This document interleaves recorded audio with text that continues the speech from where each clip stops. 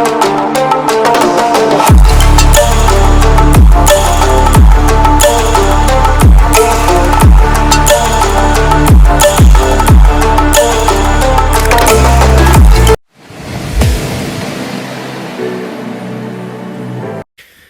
everyone, welcome to my YouTube channel. I Shivam Upadhyay, student of King George Medical University Lucknow.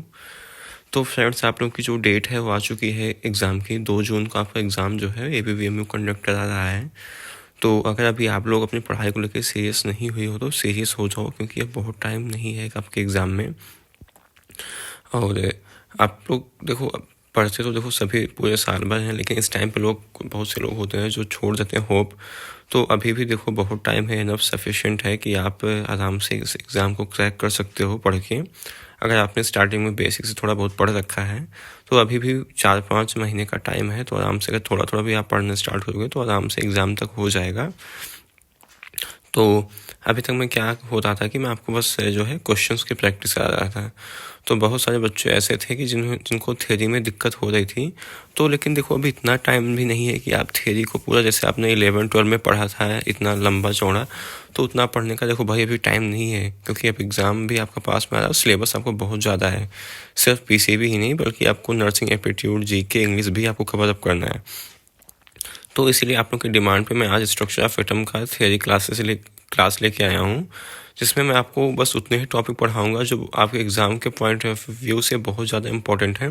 और इस exam का इससे जो चैप्टर का वेटेज बहुत ज़्यादा है आपके एग्ज़ाम में। एक केवल फिजिक्स में ही नहीं बल्कि केमिस्ट्री का भी चैप्टर है, दोनों में स्ट्रक्चर ऑफ एटम पाया जाता है। ये दोनों चैप्टर है, तो दोनों से लगभग 4 से 5 क्वेश्चन आते हैं। तो समझो काफ़ी अच्छा वेटेज है इस चैप्टर का। अगर आप इसको करते हो तो आप मान के चलो कि अपना 5 क्वेश्चन तो कहीं नहीं गए आपके, ठीक है, फिजिक्स और केमिस्ट्री मिला के। तो इसलिए इस क्लास को बहुत ध्यान से देखना। और इसका जो PDF है उसको मैं अपने टेलीग्राम पे अपलोड कर दूंगा, तो आप वहाँ से जाके इसको, ठीक है, देख लेना, बार बार रिवाइज करते रहना, ताकि आपने आज पढ़ा है वो चीज़ आप बाद में भूलो ना। सबसे देखो मेन चीज़ होता है रिवीजन। आप जितना अच्छा बार बार रिवीजन करोगे आप उतना ही अच्छा स्कोर कर पाओगे। पढ़ने को पूरा पढ़ लो, लेकिन अगर आप रिवीजन नहीं करोगे तो उस पढ़ाई का कोई मतलब नहीं है। इसलिए आप जो है वो रिवीजन बार बार करते रहना। इसका जो PDF है वो मैं अपलोड कर दूंगा टेलीग्राम पे। अगर आपने भी ज्वाइन नहीं किया तो उसका लिंक जो है मैं कमेंट सेक्शन में डाल दूंगा, ठीक है। तो अब चलते हैं बिना टाइम वेस्ट किए तो देखो, सबसे पहले तो जो एटॉमिक थियरी थी, है ना, इसको किसने प्रपोज किया था? डाल्टन। और दूसरी चीज़ देखो, मैं एक बात आपको और बोल दूँ कि मैं अभी कुछ चीज़ें जो यहाँ पे हाईलाइट करूँगा, आपको रिवीजन के टाइम सिर्फ उन्हीं को देखना है, ठीक है। अब मोस्ट ऑफ मैं अंडरलाइन वही करूँगा जहाँ से इस चैप्टर से क्वेश्चन पुट होने के पॉसिबिलिटीज़ बहुत ज़्यादा हैं। तो जब अभी तो आप पूरा पढ़ लो, लेकिन जब रिवीजन करना ना तो सिर्फ जो अंडरलाइन पोर्शन होता है सिर्फ उसी को अगर देखते जाओगे तो भी आपका जो रिवीजन हो जाएगा आराम से। वो 4-5 मिनट में रिवीजन आपका हो जाएगा, ठीक है। आप इस क्लास को अच्छे से कर लेते हो।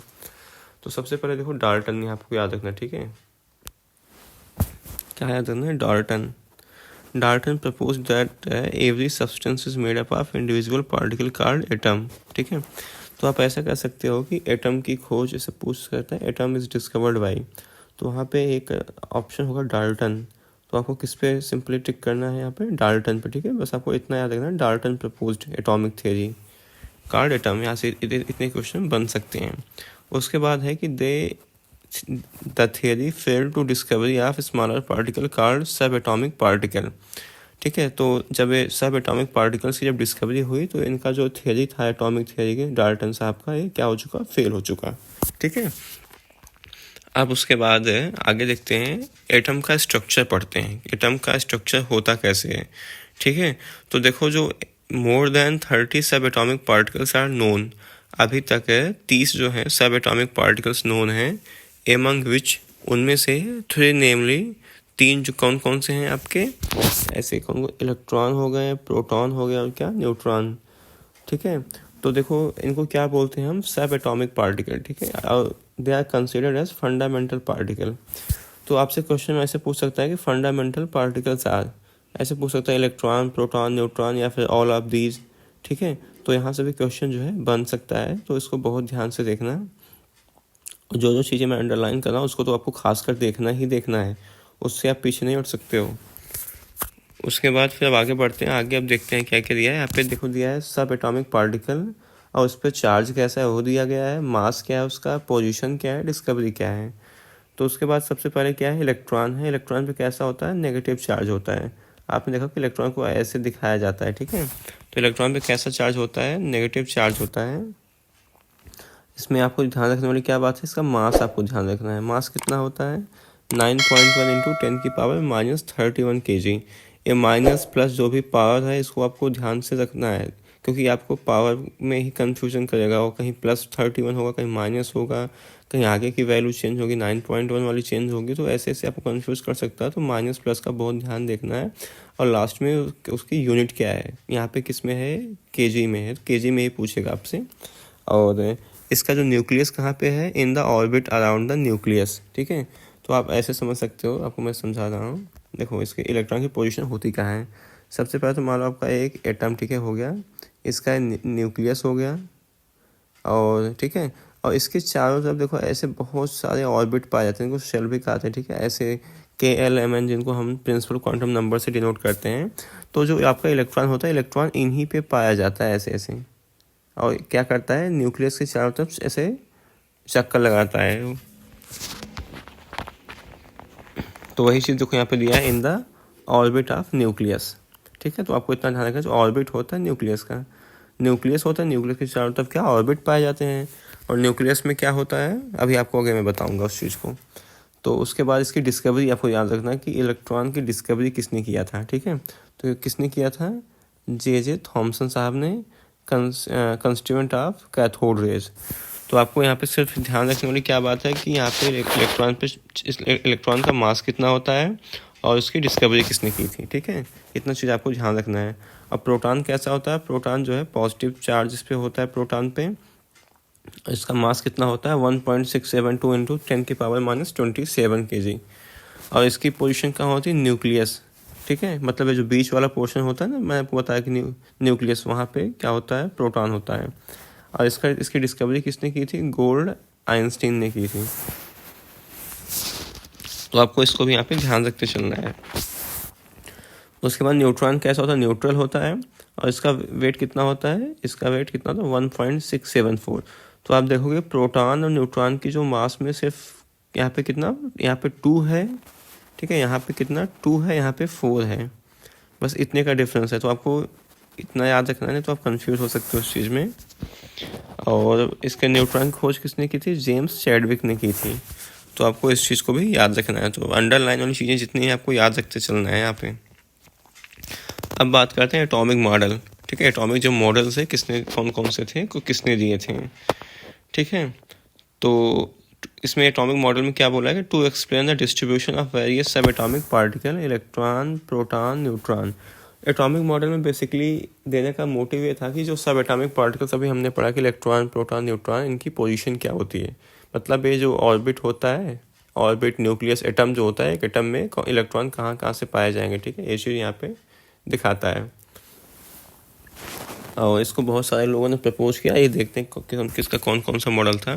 सबसे पहले आता है थॉमसन एटॉमिक मॉडल, काफ़ी इंपॉर्टेंट है, ठीक है। इसको आपको मैं बताऊंगा कि इसमें आपको याद क्या रखना है। सबसे पहले तो आपको याद रखना, J.J. थॉमसन प्रपोज्ड है atomic model called plum pudding model, ठीक है। इसको, इनके मॉडल को क्या बोलते थे हम, प्लम पुडिंग मॉडल, ठीक है। तो आपको पता होगा जैसे जो एक तरबूज होता है, तरबूज, ऐसे तरबूज होता है, और यहाँ पे आप जब इसको ऐसे काटोगे तो यहाँ पे आप देखोगे ना कि ऐसे छोटे छोटे छोटे बीज जो इसके सीड्स होते हैं, इसमें ऐसे धंसे हुए होते हैं, ठीक है। तो इसी को बोलते हैं प्लम पुडिंग मॉडल। और इसमें इनका ये कहना था कि इलेक्ट्रॉन और सब प्रोटॉन होते हैं, इसमें ऐसे धंसे हुए होते हैं, जैसे एक वाटरमेलन में होते हैं। और द वाटरमेलन मॉडल, यहाँ पे देखो, यहाँ पे लिखा भी हुआ है कि इनके जो मॉडल को क्या बोलते थे, वाटरमेलन मॉडल। तो उसके बाद क्या था आगे फिर, in this model he suggests that electrons are embedded in positive sphere like seeds are embedded in watermelon। तो इन्होंने वही बताया कि जो मतलब इलेक्ट्रॉन्स थे कहाँ पे, वो पॉजिटिव स्फीयर लाइक सीड्स की तरह वो कैसे एम्बेडेड थे वाटर। तो इनमें बस आपको इसको आगे नीचे क्या लिखा है कि this model could not explain electric neutrally of atom sorry explain the electrical neutrality of atom, ठीक है। कि इलेक्ट्रिकल जो न्यूट्रलिटी है एटम की उस चीज़ को एक्सप्लेन नहीं किया था, but it could not explain the result of gold file क्या था, scattering experiment of Rutherford. Rutherford ने एक एक्सपेरिमेंट किया था गोल्ड, यहाँ पे है क्या था, gold foil scattering experiment by Rutherford. इस चीज़ को आपको ध्यान रखना है। तो यहाँ पे आपको जो जो चीज़ें अंडरलाइन की है यहाँ पे थॉमसन मॉडल में, उतना चीज़ आप ध्यान रखोगे, क्वेश्चन जो है बस यहीं से पूछे जाएंगे आपसे इतनी चीज़ों से। और फिर आगे बढ़ते हैं। आगे क्या है कि रदरफोर्ड्स मॉडल। रदरफोर्ड्स मॉडल में हम क्या देखते हैं, with the discovery of proton Rutherford through his gold foil experiment suggested that protons are present in the nucleus. Protons कहाँ पे होते हैं, प्रोटॉन कहाँ प्रेजेंट होते हैं, प्रोटॉन प्रेजेंट कहाँ पे, न्यूक्लियस में। इलेक्ट्रॉन रिवॉल्व अराउंड इट, और इलेक्ट्रॉन जो होता है उसके चारों तरफ क्या करता है, चक्कर लगाता है। उसके बाद फिर क्या है, the positive charge and most of the mass of atom was densely concentrated extremely small reason called nucleus bye Rutherford. देखो ये कहना चाह रहे हैं कि जैसे मान लो कि आपका ठीक है एक एटम है और इसमें क्या है, बीच में न्यूक्लियस है। न्यूक्लियस में बताया कि प्रोटॉन जो होता है न्यूक्लियस में होता है, और यहाँ पे चारों तरफ से क्या इलेक्ट्रॉन ऐसे चक्कर लगाते हैं ऑर्बिट्स में। और जो इस इलेक्ट्रॉन जो मतलब पूरा मास होता है कहाँ पे होता है, इसी न्यूक्लियस में होता है। ठीक है, क्या होता है, यही न्यूक्लियस में होता है जो पूरा इसका कंसंट्रेटेड मास होता है। उसके बाद the nucleus is surrounded by electrons that move around the nucleus at very high speed in a circular path. तो आपको यहाँ पे एक चीज़ ध्यान रखना है कि इलेक्ट्रॉन्स जो होते हैं, एक minute, electron that moves around circular path. जो इलेक्ट्रॉन होते हैं वो ऑर्बिट के चारों तरफ किस तरह चक्कर लगाते हैं, वो किस में, सर्कुलर पाथ पे। ठीक है, तो आपको पूछ सकता है कि इलेक्ट्रॉन से मतलब कौन सी मोशन शो करते हैं, कौन से मतलब पाथ पे वो चलते हैं, तो कौन सा पाथ होता है, सर्कुलर पाथ होता है। फिर आगे दे रहा है कि electrons and the nucleus are held together by electrostatic force of attraction. ठीक है, जो इलेक्ट्रॉन है आपके, इलेक्ट्रॉन कहाँ पाए जाएंगे, इलेक्ट्रॉन यहीं पाए जाएंगे ऑर्बिट्स में। इलेक्ट्रॉन और न्यूक्लियस आपस में किस फोर्स से जुड़े हुए होते हैं, कौन सा फोर्स होता है यहाँ पे, इलेक्ट्रोस्टैटिक फोर्स ऑफ अट्रैक्शन। ठीक है, जो फोर्स होता है ये फोर्स कौन सा है आपका, इलेक्ट्रोस्टैटिक फोर्स ऑफ अट्रैक्शन। ठीक है, ये जो न्यूक्लियस और इलेक्ट्रॉन इसी फोर्स के थ्रू जो है आपस में जुड़े हुए होते हैं। उसके बाद फिर अब क्या बोला है कि this model does not tells about the distribution of electron around the nucleus.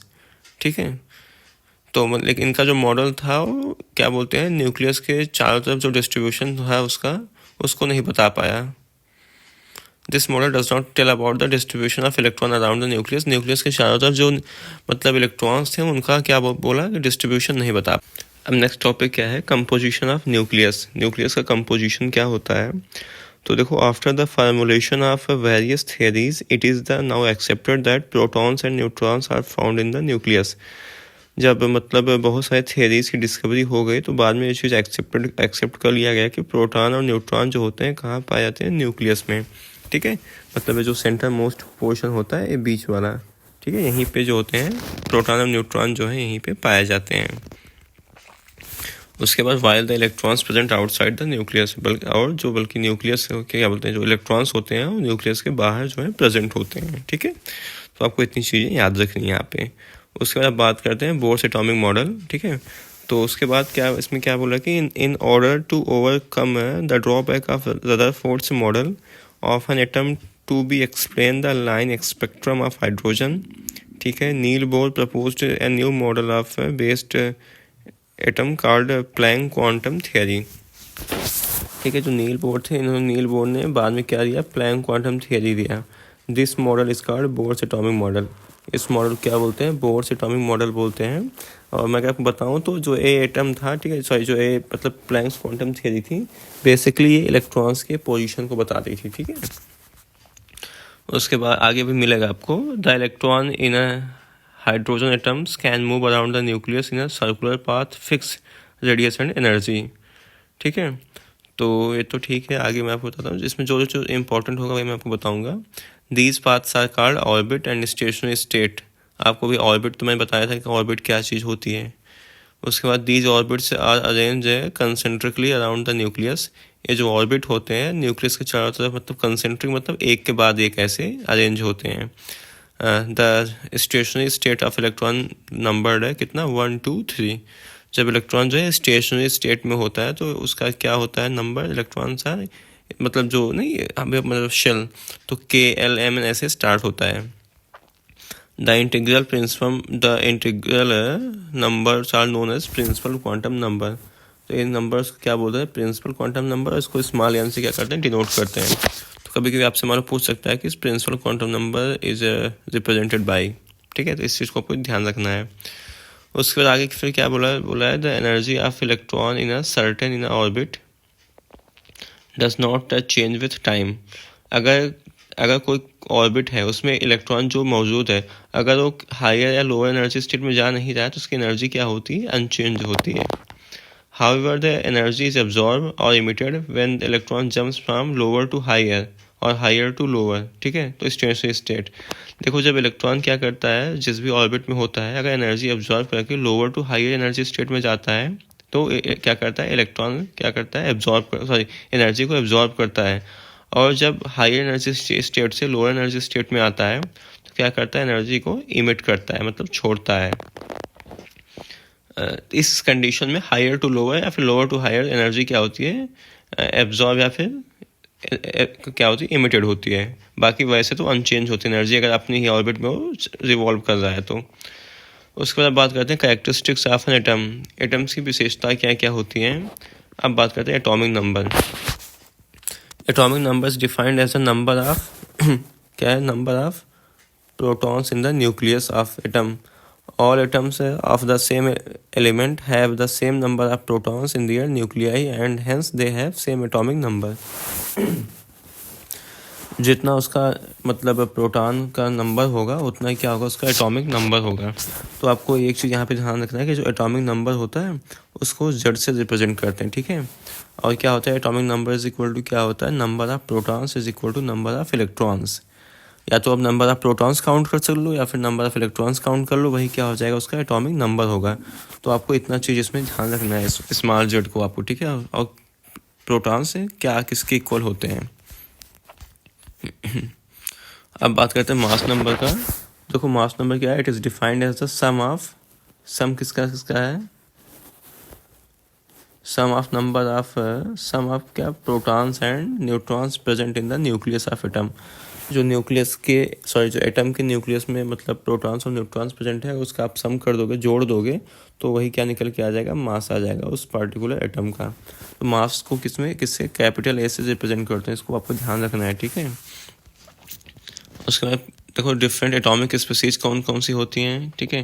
तो इसको वैसे ब्रॉडली तो बहुत ज़्यादा कैटेगरीज में क्लासीफाइड किया गया, बट आपको मेजरली यहाँ पे मतलब क्या क्या ध्यान रखना है, आपको आइसोटोप्स ध्यान रखना है, आइसोबार देखना है और आइसोटोन्स। आपके एग्जाम में यहीं से क्वेश्चन पूछे जाएंगे, इससे ज़्यादा कुछ नहीं, ठीक है। तो species of same element having same atomic number but different mass number, ठीक है। क्या होता है एटॉमिक नंबर, देखो एटॉमिक नंबर यहाँ पे है ना, इसको स्मॉल जेड से रिप्रेजेंट करते थे। तो सबका क्या है, देखो 1 है, 1 सेम है, बट क्या है, एटॉमिक मास यहाँ पे डिफरेंट है।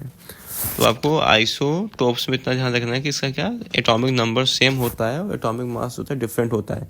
इस चीज़ देखो यहाँ से क्वेश्चन पूछा ही जाएगा। तो अब बहुत इंपॉर्टेंट टॉपिक है, इसको ध्यान से करते चलना है, इसको भूलना मत। इसको टाइम पे रिवाइज करते रहना। आइसोटोप्स हो गए, आइसोबार हो गए, आइसोटोन्स हो गए, इनको आपको ध्यान रखना है, क्वेश्चन यहाँ से आता ही आता है। अब बात करते हैं आइसोबार्स का। तो आइसोबार्स क्या होता है कि different elements having different atomic number but क्या होता है, सेम मास नंबर, ठीक है। तो यहाँ पे क्या होगा इनका, देखो एटॉमिक नंबर जो है ये क्या है, अलग है, बट मास नंबर क्या है इनका, सेम है, ठीक है। तो इस चीज़ को आपको ध्यान रखना है। उसके बाद फिर आइसोटोन्स क्या होते हैं, isotones are chemically different elements having same number of neutrons but different mass number, ठीक है। इनका क्या न्यूट्रॉन नंबर सेम होता है बट क्या मास इनका सबका अलग अलग होता है, ठीक है। इस चीज़ को आपको ध्यान रखते हुए चलना है। अब बात करते हैं स्ट्रक्चरल फीचर ऑफ एटम, मतलब उसका स्ट्रक्चरल फीचर कैसा होता है। तो देखो यहाँ पे सबसे पहले क्या पढ़ते हैं हम, शेल एंड सबशेल। आपको जानना है कि शेल क्या होता है और सब शेल क्या होता है, ठीक है, जहाँ से क्वेश्चन आते हैं। The orbits are path of different and defined energies in which electrons revolve are called shell, ठीक है। मतलब कि जो ऑर्बिट सॉरी जो न्यूक्लियस होता है, न्यूक्लियस के चारों तरफ जो मैंने आपको साइकिल गोल गोल गोल ऐसे बनाया था, ठीक है, ऐसे देखो, ये आपको कोई एटम है मान लो, इसके बीच में न्यूक्लियस है और ऐसे सर्कल से बनाया था, तो इन्हें क्या बोलते हैं, शेल बोलते हैं। ये मतलब कंसेंट्रिक फॉर्म में अरेंज होते हैं एक के बाद एक, और KLMN से ऐसे स्टार्ट होता है। इन्हीं पाथ पे जो होता है इलेक्ट्रॉन्स जो है न्यूक्लियस के चारों तरफ चक्कर लगाते हैं। ईच ऑर्बिट और shell consist of one or more subshell. यही जो ऑर्बिट होता है एक या एक से ज़्यादा सबशेल से मिलके बने हुए होते हैं, जो अभी मैंने आपको करके बताया राउंड। उसके बाद each subshell is associated with one or more orbitals. एक सबसेल में एक या एक से ज़्यादा जो है ऑर्बिटल्स क्या होते हैं, प्रेजेंट होते हैं, ठीक है। ईच ऑर्बिटल्स है एसोसिएटेड विथ 2 इलेक्ट्रॉन्स। आप ऑर्बिटल्स को ऐसे आपने पढ़ा होगा, जो ऑर्बिटल्स होते हैं में ऐसे एक इलेक्ट्रॉन इस स्पिन में होता है इधर, तो प्लस और माइनस आपने स्पिन पढ़ रखा होगा क्वांटम नंबर्स में। एक क्वांटम नंबर ही होता है स्पिन क्वांटम नंबर। तो 2 इलेक्ट्रॉन्स क्या होते हैं एक ऑर्बिटल में प्रेजेंट होते हैं विथ अपोजिट स्पिन। और शेप ऑफ ऑर्बिटल्स का क्या होता है, एक देखो एस शेप का जो होता है, एस ऑर्बिटल होता है, कैसा होता है, स्फेरिकल होता है। आपको यहाँ पर शेप याद रखना है, शेप से जो है क्वेश्चन पूछा जा सकता है। और पी किस शेप का होता है, पी आप डम्बल शेप का होता है, ठीक है। डम्बल मतलब ऐसे जो जिम में लोग डम्बल करते हैं, जो डम्बल उठाने वाला होता है इसी शेप का होता है, उसी को बताया गया। पी के dumbbell shape with 2 lobe. D कैसा होता है, d have are five number 4 of these are क्या है, डबल डम्बल शेप, ठीक है। आपको इसको याद रखना है यहाँ पे, डबल डम्बल शेप। यह orbitals are the 7 in number and have diffused s, ठीक है। इसकी जो शेप होती है डिस्टॉर्टेड होती है कोई। उसके बाद आगे बात करते हैं, the location of an electron in atom है can be traced through quantum number. इसमें लास्ट में बोला है कि जो मतलब इलेक्ट्रॉन्स की किसी एटम में जो लोकेशन होती है उसको किसके थ्रू हम पता करते हैं, क्वांटम नंबर्स के थ्रू। तो बेसिकली जो क्वांटम नंबर होता है ए इलेक्ट्रॉन की पोजीशन को बताता है। जैसे कि आप जैसे मान लो कि आपका घर जो है वो मान लो लखनऊ में है, ठीक है। तो सबसे पहले अगर किसी को मान लो कोई फॉरेन में रह रहा है तो उसको अगर हमें बताना हो कि मतलब तुम्हारा घर कहाँ पे है, तो अगर हम सीधा से उसको बोल दें कि नहीं वो लखनऊ में रहता है तो समझ नहीं पाएगा वो कहाँ, कैसे मान लो कोई अमेरिका का है तो कैसे वो उसको लखनऊ क्या ही पता होगा। तो देखो उसको बताने का तरीका क्या होता है, सबसे पहले हम उसको बताएंगे कि वो कहाँ पे रहता है, इंडिया में रहता है, ठीक है। सबसे पहले कहाँ पे रहेगा, वो इंडिया में रहेगा, ठीक है।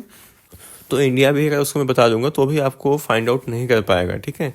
तो इंडिया के बाद मुझे उसको बताना पड़ेगा कहाँ पे वो यूपी में रहता है, ठीक है, यूपी में रहता है, ठीक है। अब इतना तो हो गया कि हाँ यूपी, इंडिया के यूपी में है वो, लेकिन यूपी भी बहुत बड़ा है, वो कई देशों के तो बराबर है यूपी, तो कोई ढूंढ नहीं पा सकता आपको कि आप कहाँ पे हो। उसके बाद फिर मुझे यूपी में उसको बताना पड़ेगा कि आप कहाँ पे हो, आप मान लो यहाँ लखनऊ में रहते हो। अब देखो लखनऊ भी बहुत बड़ा है, ठीक है, लखनऊ भी बहुत बड़ा है, आप भी यहाँ पे ऐसे ढूंढ नहीं सकते हो। अब मुझे आपको उसको स्पेसिफाई करना होगा कि आपका हाउस नंबर क्या है, ठीक है। आप मान लो जैसे लखनऊ के मान लो यहाँ पर KGMU में रहते हो, तो मुझे आपको उसको बताना पड़ेगा KGMU के इस हॉस्टल में ये जो है बंदा रहता है, तो बड़े आराम से इजीली आपको फाइंड आउट कर लेगा। तो इसी तरह से आपको मतलब ये जो क्वांटम नंबर होते हैं भी इलेक्ट्रॉन्स के मतलब लोकेशन को बताते हैं, सेम इसी तरह कि कहाँ पे मतलब इलेक्ट्रॉन्स उस एटम में कहाँ पाया जाता है। और एक चीज़ और याद रखना, किसी एक ऑर्बिटल्स में केवल 2 ही इलेक्ट्रॉन्स हो सकते हैं, ठीक है। वो भी कैसे, अपोजिट स्पिन के होते हैं, कभी सेम स्पिन के क्वांटम मतलब इलेक्ट्रॉन्स एक ही ऑर्बिटल्स में नहीं हो सकते हैं। और एक चीज़ और याद रखना कि जितने भी मतलब क्वांटम नंबर हैं प्रिंसिपल, बाकी जो क्वांटम नंबर हैं सारे क्वांटम नंबर सेम हो सकते हैं किसी सेम इलेक्ट्रॉन के, 2 इलेक्ट्रॉन्स के सेम मतलब 3 क्वांटम नंबर जो होती हैं वो सेम हो सकती हैं, बट हमेशा कौन सी क्वांटम नंबर अलग होती है, स्पिन क्वांटम नंबर। कभी भी स्पिन क्वांटम नंबर वो जो होते हैं किसी भी इलेक्ट्रॉन की सेम नहीं होती है। तो इस चीज़ को आपको ध्यान रखना है, ठीक है। तो आज मतलब जितना थियरी आपके स्ट्रक्चर ऑफ एटम की इंपॉर्टेंट थी आपके एग्जाम के पॉइंट ऑफ व्यू से मैंने पूरा कवर कर दिया, और इससे बाहर क्वेश्चन इस चैप्टर से आएगा नहीं, और आराम से 4 से 5 क्वेश्चन पूछे जाएंगे, ठीक है। तो आपको इस चैप्टर को बहुत अच्छे से करना है, आप इसलिए मैंने इसको करा दिया आपको। बाकी अगर आपको कोई थियरी और भी चैप्टर की समझ नहीं आ रही तो मैं इसको भी आपको करा दूंगा, आप मेरे को कमेंट सेक्शन में बताना, ठीक है। तो आप लोग पढ़ाई अच्छे से करते रहो, ऑल द बेस्ट आपके एग्ज़ाम के लिए, है ना। अच्छे से रेगुलर टाइम टू टाइम आप अपना शेड्यूल बना के पढ़ाई स्टार्ट कर दो और पढ़ते रहो अच्छे से, ठीक है।